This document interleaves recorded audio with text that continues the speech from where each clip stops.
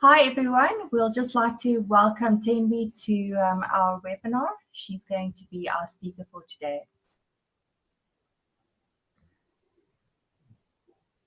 Hi, everyone. Can everyone hear me properly, Angelique?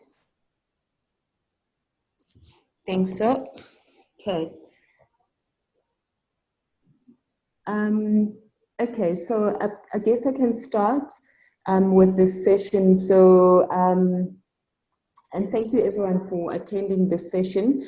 It's really just going over the employment equity amendments, interpretations, and some of the implications to employment equity. So if there's any comments, I'm sure Angelique will be able to send them through the chat for me. So just to take you through the employment equity, and I think perhaps some of you might be familiar what the legislation is all about, but I would perhaps just a bit of context to ensure that if there are people online that have not been to these sessions, they understand what is the purpose of this act, why we're having some of the changes that we're having, and what is the way forward in this space of employment equity. So I think as we know that employment equity is legislation that comes from our constitution that says that everyone has a right to be equal before the law, that we should ensure that we promote equal opportunities for all. So legislated in 1998, employment equity has two chapters that are very, very important for employers. And those chapters is chapter 2 and chapter 3 of the Employment Equity Act. So chapter 2 of the Employment Equity Act talks about fair discrimination. So it applies to all employers, saying that all employers must ensure that they promote fairness in the workplace, they promote equal opportunities, and they do this by having employment policies and practices in the workplace. So that will apply to all employers. And chapter 3 will apply to all employers, but including designated employers. And who are the designated employers in terms of the Employment Equity Act as it stands is employers that employ more than 50 employees. If they employ less than 50 employees, then they must apply the sector threshold, turnover threshold.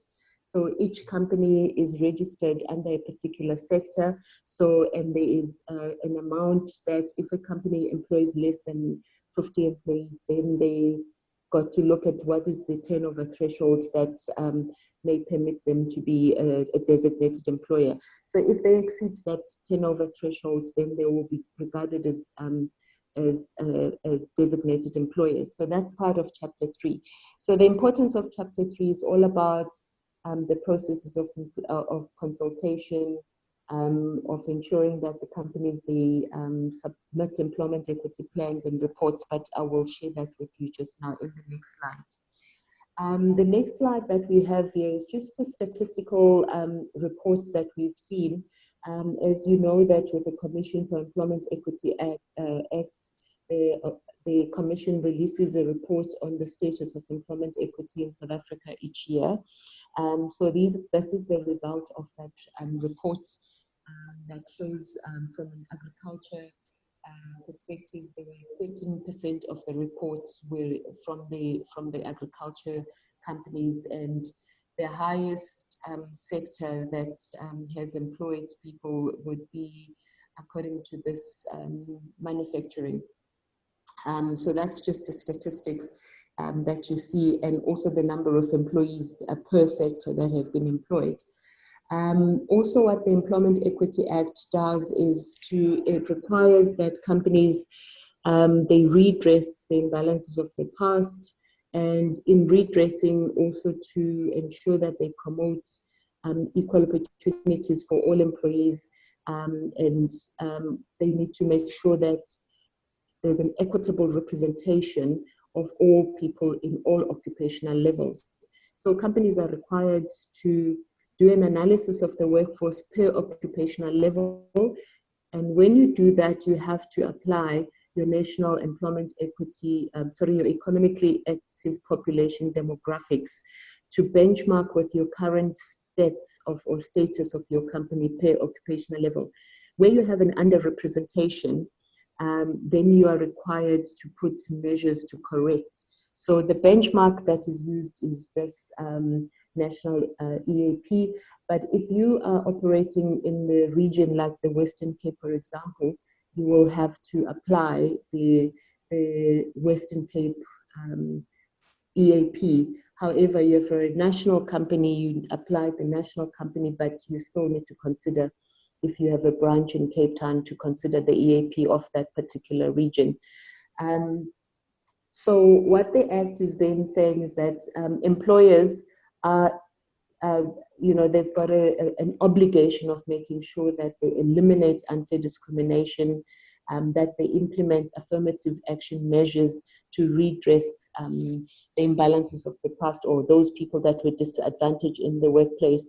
So the slide that I've just talked to now with the EAP also talks to the slide where we talk about the purpose of the Act, because one of the purposes of the Act is to redress, but in order to redress for the company to be equitably represented, we need to analyze each and every occupational level, aligning it to the economically active population demographics. Where there are underrepresentations, you need to then identify the barriers of why is the company having underrepresentation, and then put corrective measures. So in here we talk about affirmative action measures.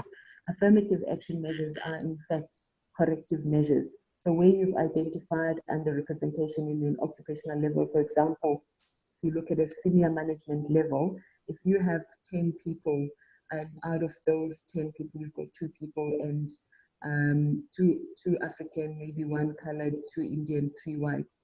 So you will then benchmark with the EAP to see what is the difference between the EAP and your current status.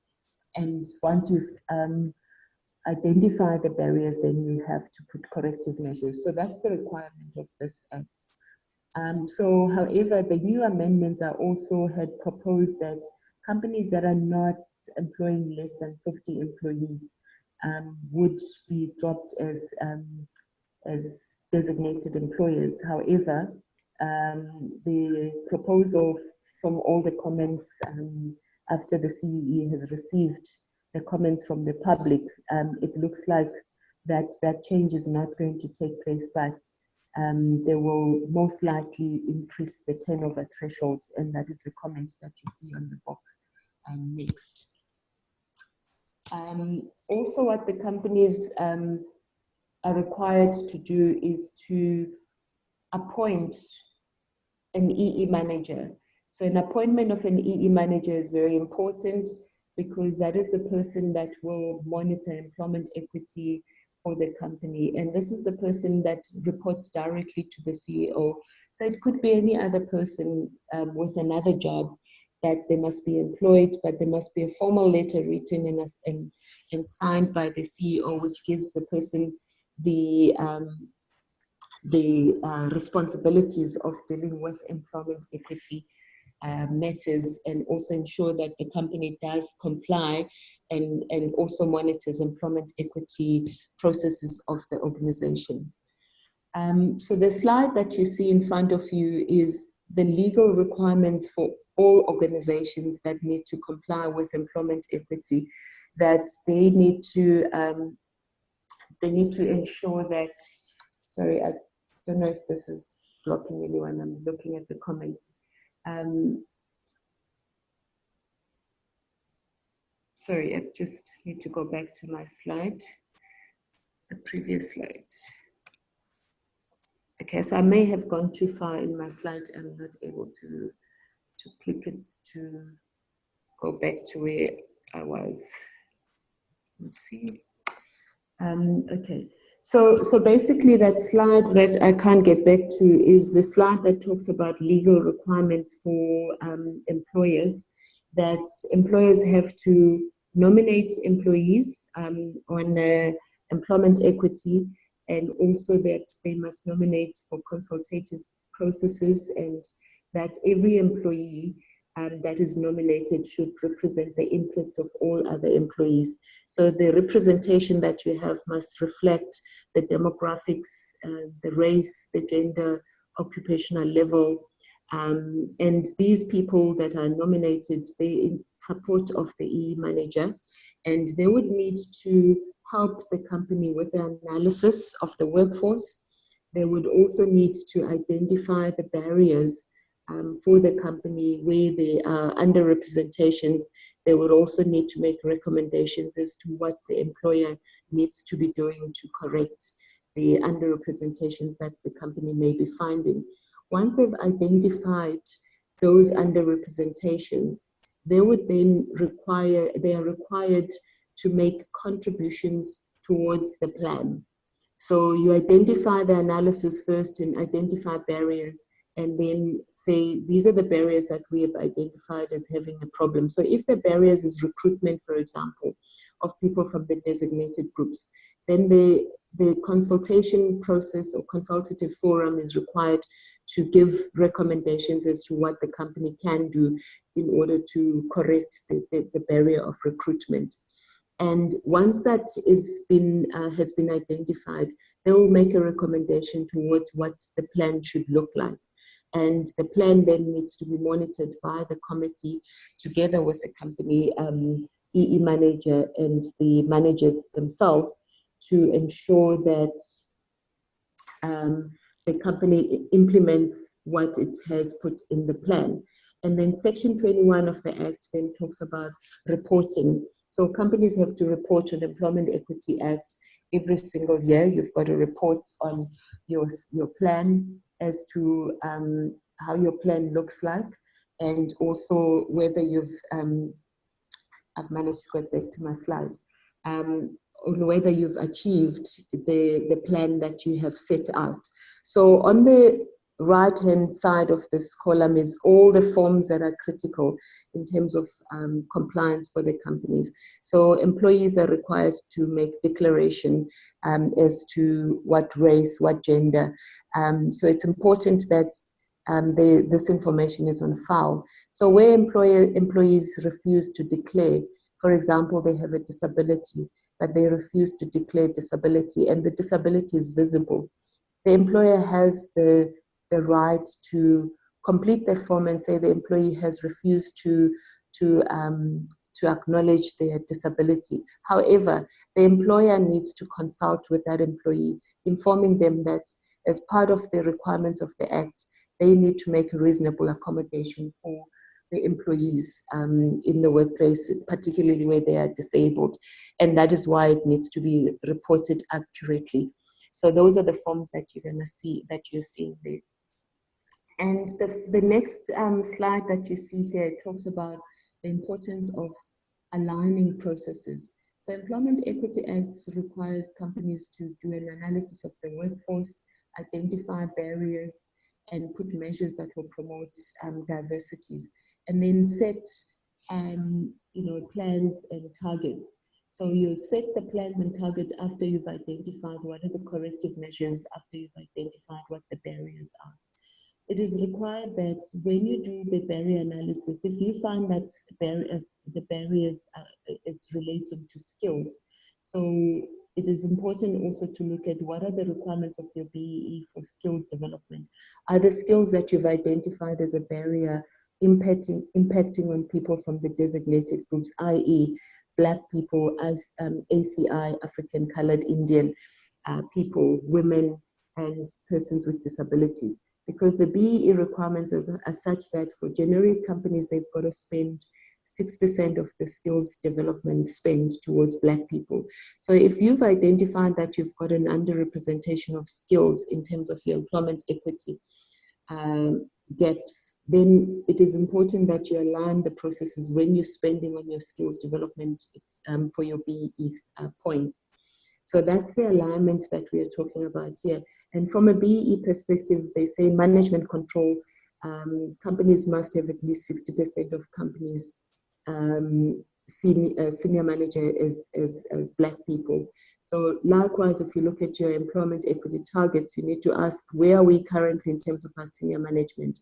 What is the requirement for our BEE? And that influences your targets for your employment equity planning. And your skills development expenditure as well. The requirement is that companies must comply with the Skills Development Act and the levies. You contribute 1% for your skills levies, and that 1% you can claim back some of that money if you submit a workplace skills plan. So your workplace skills plan should also align to what your requirements of your BEE, as well as the skills that are needed from your employment equity. So the changes that are coming up now with employment equity, as you can see in the block there, is that they're going to utilize the BEE targets to set the employment equity targets as per the requirements of the new compliance. So the new compliance is that, as proposed, as part of the proposed amendments, is that the minister will issue certificates of compliance to companies. So these companies, the certificate of compliance will be related to whether the company has met the targets or not. And there are two things that are important in terms of meeting the targets, is that the company has to achieve the sectoral targets that are set out, but also they've got to comply with Chapter 2 of the Employment Equity Act, meaning that they should not have an award against them that is of unfair discrimination. So if a company is discriminated against employees, then and that company has been taken to the CCMA or Labour Court and they found against the company. So if the company has an award against it of unfair discrimination, they will not be receiving the certificate of this compliance. And also the certificate of compliance is important for the BEE requirements, because the points that you get for your management control under the BEE scorecard, where they used to ask just for the confirmation of your reporting, going forward, they're going to be asking for the certificate of compliance. If you do not have the certificate of compliance, that means you are not issued your BEE certificate points for your management control. So EE committee roles and responsibilities, I'm going to leave that. It's a straightforward slide that committees are important for companies for consulting, and it's important that the company must consult and ensure that the committee they contribute effectively in terms of analysis of the workforce. So this slide talks to the powers of the inspector. With the changes in the Employment Equity Act, the powers of inspectors have been increased. Now it is possible for an inspector to come and do an assessment for compliance at a company. And if they find that the company is not compliant in certain sections of the Employment Equity Act, that company would be required to comply. So the inspector can request or can ask the company to comply with the Employment Equity Act. So they can actually issue an order for compliance. And what are the fines for non-compliance? If a company is not consulting, in other words, not having an EE committee, not having an analysis of the workforce, not having an EE manager, the fines would range between 1.5 million rands. However, if a company does not have a plan and does not report, even if you have reported but your report was inaccurate, you may still be fined because that report that's inaccurate, it means that you are not complying with employment equity legislation. So that's 1.5 million rands or 2% of the company's turnover, whichever is the greater. So the importance of compliance is, as we have said, it is very important rather to comply. However, in complying, we need to then, in consulting, we need to issue information, or information must be provided to the committees for effective consultation. However, there is disclosure of information that if the information that is provided may be legally privileged and it's information that could be causing substantial harm to another employee or the employer, then the employer has the right not to disclose such information. However, going forward, companies will be required to consult and also divulge information that is important for consultation for the committees. So we also talk about the equal pay, which forms part of the prohibition of unfair discrimination. So it is part of Section 6 of the Employment Equity Act, which says that equal pay for work of equal value. So it's important that going forward that companies will need to ensure that the employees are paid equitably, and where you have income disparities, then there must be a plan that is put in place on how you would correct that. The changes on the EA4 includes disclosure of income of the highest paid employees. And when we talk about the income now in the new format, it talks about fixed or guaranteed remuneration, which includes the wages, the salaries, housing, accommodation, subsidies, any of that information that you see, the employer's contribution to income protection, funeral or death benefit schemes. So all of that is covered as an income. Then you've got variable income, which is also including short-term incentives, which means that your dividends, your profits, your profit shares will also, can everyone hear me? Sorry, they say they keep losing. Okay.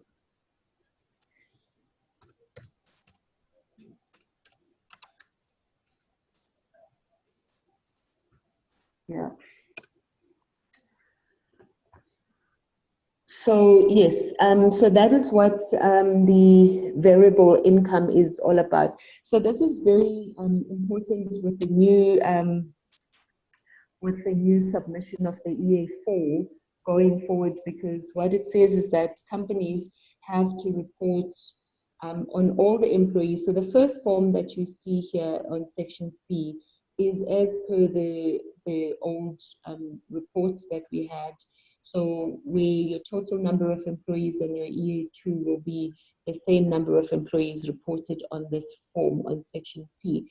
However, Section D requires that companies must disclose on the highest paid employee, per occupational level, per race, per gender.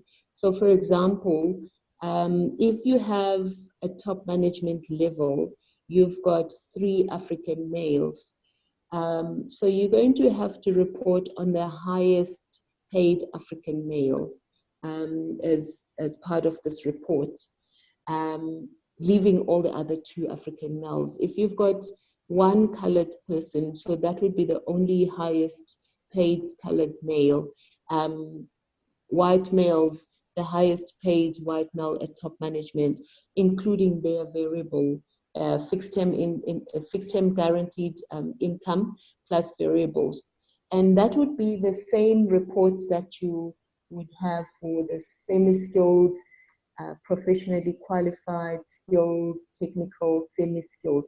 So all this reports the highest paid employee. The reason for this is to show to how many times is the highest paid employee paid compared to the lowest paid employee. So the lowest paid employee would be your unskilled level.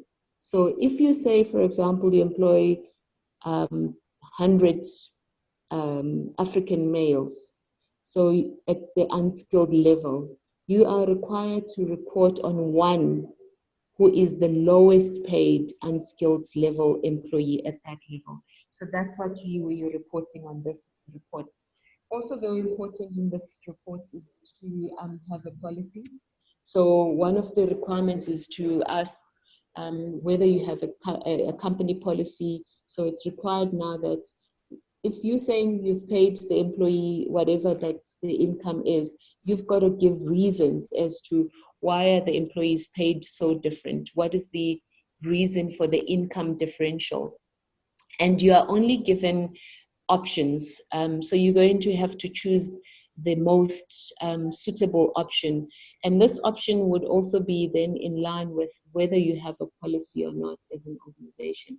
So it is required that companies must then have policy, and also that their strategies for pay are aligned to this policy.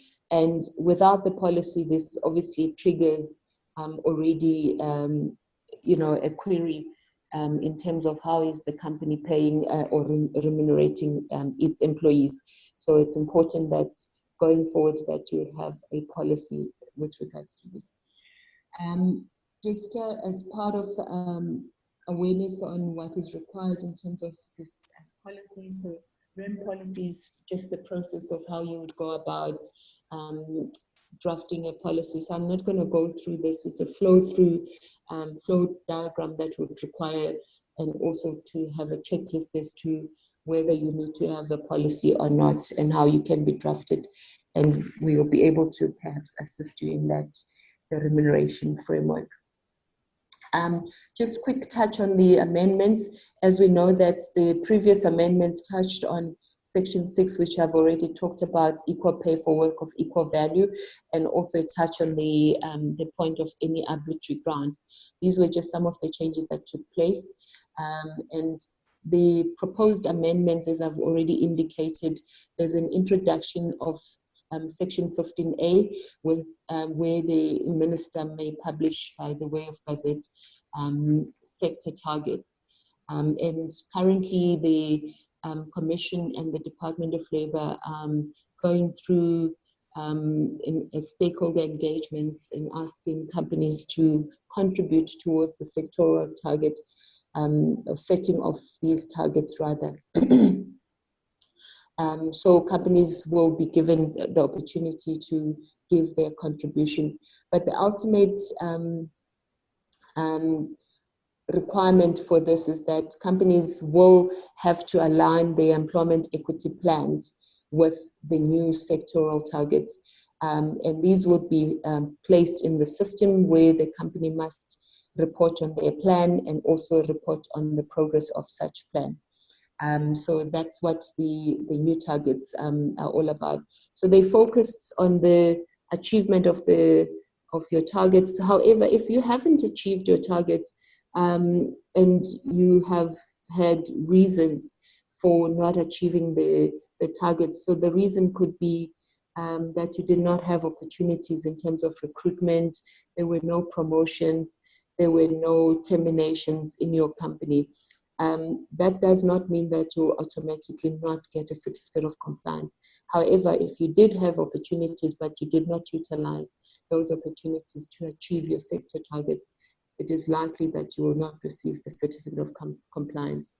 And as I said, the other reason for not receiving a certificate of compliance could be that the company has an award of unfair discrimination against them.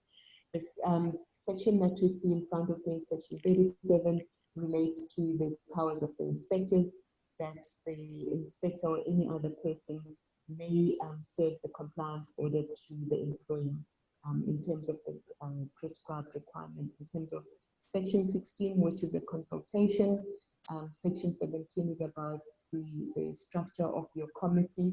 Section 19 will then be the analysis of the workforce, and then also that's the Section 24, which would be the company's EE manager, 25 being the duty to inform companies, and 26 being the keeping of records. So the inspector may require the companies to be able to achieve those targets. So these I have already touched on. This is what the steps that will be taken by the minister to ensure that companies are complying with the proposed amendments of the employment equity. So as I said, Section 53 is a very important section now that is being introduced, which is all about the certificate of compliance, which will be issued if the company has achieved or met the sector targets, and also that they have reported to the Department of Labour in terms of their reporting, and that also they have not been found by the CCMA or the courts in the previous 12 months to have breached the unfair discrimination clause, which is Chapter 2. And also if a company has failed to pay a national minimum wage, they would also be seen as non-compliant for that. And that's Section 53. So the methodology of going through the setting of these targets, I've already touched on that they will use the BE targets as the guidelines, and that also there's a stakeholder engagement, and that these targets were set to be finished before the end of 2019, but it doesn't look like it's going to be the end of 2019. It's most likely that it will be beginning of 2020, because these amendments have gone into Parliament at the moment. So that would be the process. Any questions?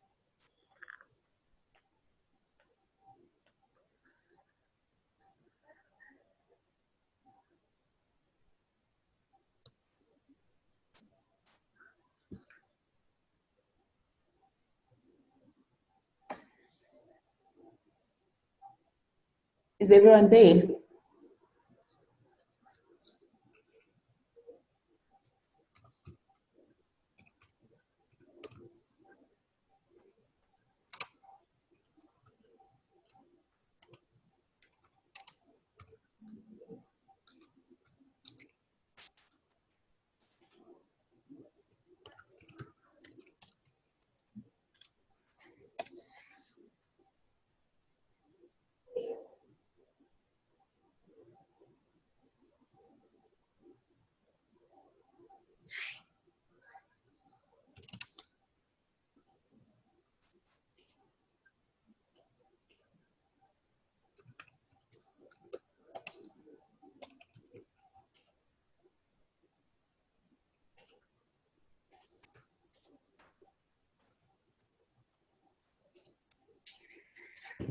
Okay, so I think I'm done from my side, Angelique. So I'm not sure if there's anything else. The BE does not include all the demographics, so is it all a guide? Okay, so yes, the BE, it doesn't include all the race groups. Remember that what they do is they adjust the EAP to align to the BE targets. However, the employment equity targets will be inclusive of all the race groups that are as per the Employment Equity Act.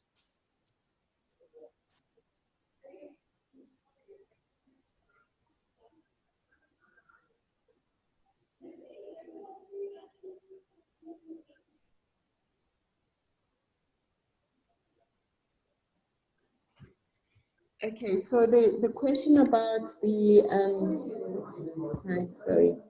hi, sorry, I think my meeting is here starting now.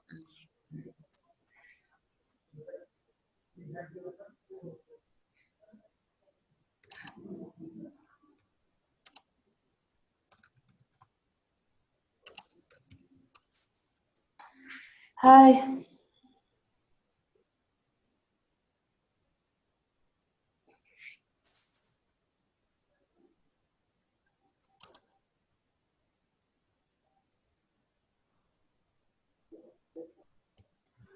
Okay, Thembi, what I'll rather do is I will let everybody send in questions, and then you can answer them back to me, and I can send that together with your Okay, recording. that's fine. Yeah, did everyone, was everyone able to hear? There is a few more questions coming in on the chat. I don't know if you want to address some of them. No, I've got my meeting. Okay. I will compile all the questions from the chat group, and then everybody that has any extra questions can send it to info@asdsa.org.za, and I can compile that for Thembi so that we can have a full question answer back. Okay, that's fine. So do you, okay, but was it clear from your side? Because it felt like I was rushing. I'll chat to you just now. Okay, cool. That's fine. Okay. Thank Thank you you. everybody All for right. joining. There will be a recording available, and please send your questions in for the Hi. compilation of the questions.